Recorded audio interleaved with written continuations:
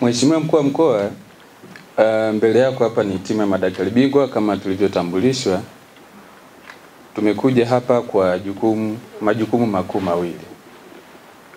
Katika timu yetu sisi, jukumu la kwanza ni kufika katika halmashauri zetu kufanya mentorship.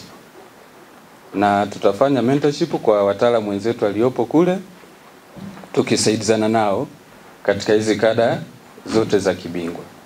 Lakini pia sambamba na kufanya mentorship kwa wenzetu katika utoaji wa huduma, lakini pia tutafanya zoezi la kuendesha kliniki za kibingwa. Tutatoa huduma hiyo kwa muda wa siku 6 kuanzia leo Jumatatu mpaka tarehe 7 Jumamosi.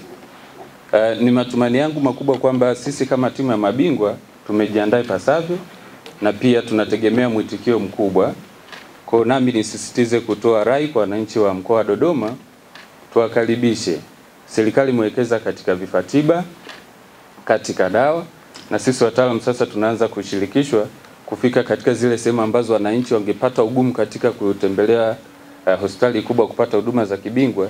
Sasa kupitia Wizara ya Afya, Mama Samia ameona ni sisi sasa tuwafate wananchi ili waweze kufaidika na huduma za kibingwa na kibingwa bobezi. Kwa ni matumaini yangu kwamba wiki hii nzima itakuwa yenye manufaa kwa mkoa wa Dodoma katika kutoa huduma za kibingwa na kibingwa bobezi. Asanteni sana.